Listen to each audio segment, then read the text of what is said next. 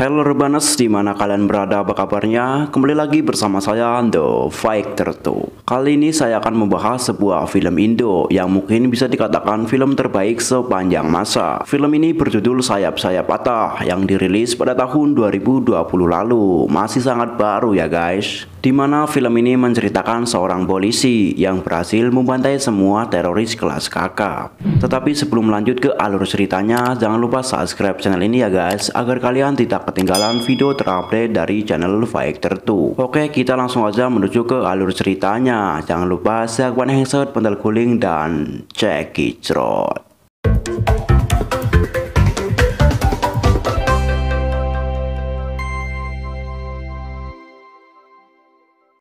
Di awal film kita diperlihatkan aktivitas manusia seperti biasanya dan semua berjalan dengan baik. Di sisi lain seorang anak dan bapaknya sedang sarapan. Anak itu bernama Anas, di mana ia bekerja sebagai orang kantor. Entah menjadi apa saya juga nggak tahu, mungkin cleaning service ya kan. Iya Anas, iya, udah siapin semuanya. Bawel amat sih lo. Di sisi lain, seorang pria yang telah selesai jogging pun menelepon seorang perempuan yang kebetulan perempuan itu adalah calon istrinya. Tetapi si perempuan itu tidak kunjung menjawab. Mungkin ada beberapa alasan kenapa si perempuan itu tidak mau menjawab telepon dari pria tersebut. Nanti kita bahas di pertengahan film tentang mereka berdua. Sementara itu terlihat seorang pria menggunakan tas merah dan kaos putih mencurigakan seperti sedang melakukan rencana. Dan scene pun berganti, seorang ayah yang juga sebagai polisi pun sedang siap-siap untuk mengantarkan anaknya berangkat ke sekolah. Dan orang itu bernama Leong. Di tengah perjalanan si anak tersebut memberikan ia surat tentang perjuangan sang ayah. Leong pun tersenyum lebar. Ayah, pokoknya boleh baca kalau udah sampai di rumah. Di sisi lain, Anas pun akan berangkat kerja dan ia pun pamitan kepada ibunya. Dengan senang hati, ibunya pun menyambut dengan penuh kasih sayang. Sementara itu, kita diperlihatkan perempuan yang sebelumnya tidak mau mengangkat telepon dari seorang pria. Dan perempuan itu bernama Nani. Ia sedang bicara empat mata dengan ayahnya tentang pernikahan mereka berdua. Dan ternyata Nani tidak mau menikah secepat itu karena ia ingin menjadi wanita yang mandiri dan berkarir. Nah, dari situlah alasan ia tidak mau merespon pria. Sang ayah hanya bisa terdiam dengan jawaban anaknya yang begitu dewasa. Jadi perempuan itu harus tetap mandiri dan mempunyai pekerjaan yang benar.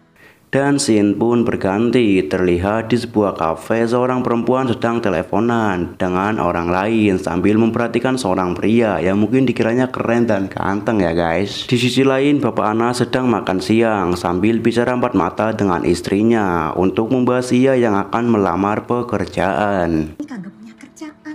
Emangnya lo gak kasihan tuh sama adik lu yang udah ngurusin kita berdua?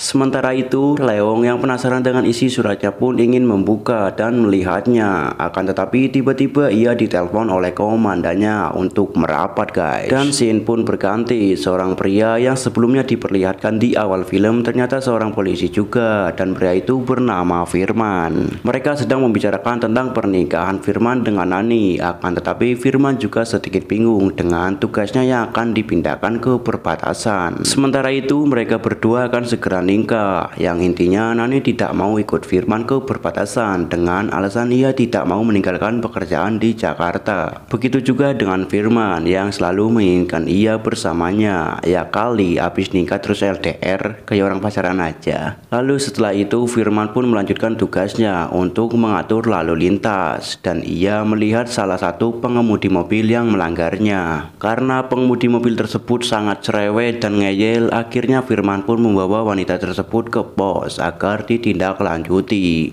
Mbak tetap harus mengikuti prosedurnya. Ya elah, tinggal ngomong aja, sebut aja biasa terima berapa. Dan scene pun berganti, Ana sedang melayani pegawai kantor dan salah satu dari mereka menyuruh Anas untuk membeli makan siang. Dari situ bisa disimpulkan kemungkinan besar Anas hanya sebagai cleaning service. Saat sudah sampai di pedagang kaki lima, Anas pun berpapasan dengan pria yang membawa tas merah. Akan tetapi ia tidak mengenalinya. Gerak-gerik pria tersebut sangat mencurigakan, seperti ada sesuatu yang disembunyikan. Tidak lama dari itu, ia pun pergi. Di sisi lain, terlihat dua pria yang sedang menaiki sebuah gedung, dan ternyata mereka membawa sniper guys.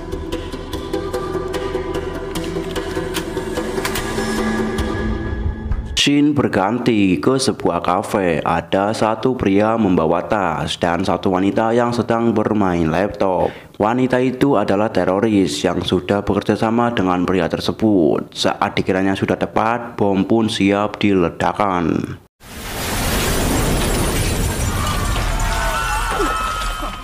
Semua orang panik dan ada beberapa orang yang meninggal dunia. Seorang ibu dan dua anaknya berhasil keluar. Tidak lama dari itu, ledakan kedua pun tiba. Semua panik berlari ke sana ke sini.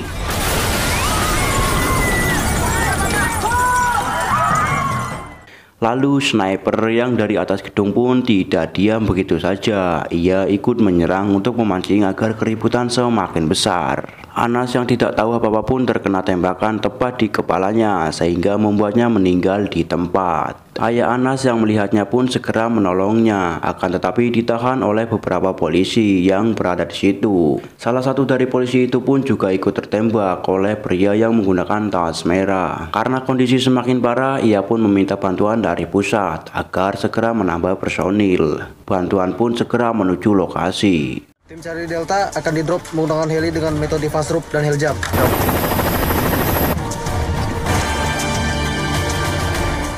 Di sisi lain, berita sudah menyebar ke seluruh Indonesia. Pacar Firman yang mendengar berita tersebut pun panik. Ia segera menelpon Firman, akan tetapi tidak kunjung dijawab. Sementara itu, Ibu Anas yang juga mendengar berita tersebut segera menelponnya, akan tetapi juga tidak ada jawaban, dan ia pun sedih.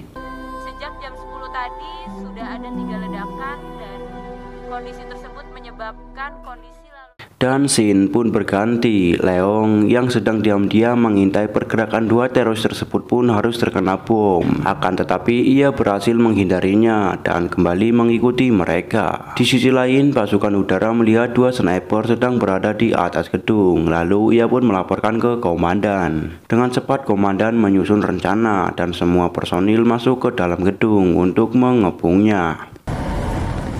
Lakukan segera penyerangan dan sterilisasi gedung. Sementara itu, tim sniper memantau keadaan dari gedung sebelah. Satu dari antara mereka berhasil dilumpuhkan oleh Leong, satu temannya lagi berhasil kabur. Sementara warga yang ada di situ pun diamankan untuk dievakuasi. Scene berganti kepada dua sniper yang ternyata berhasil memasuki sebuah kantor keuangan. Lalu semua orang pun panik. Tidak lama dari itu, satu orang temannya pun datang. Akan tetapi gerak-gerik mereka terpantau oleh tim sniper dari pihak polisi. Dengan cepat, tim sniper itu pun melakukan perlawanan dan satu di antara mereka terkena tembakan. 3, 2,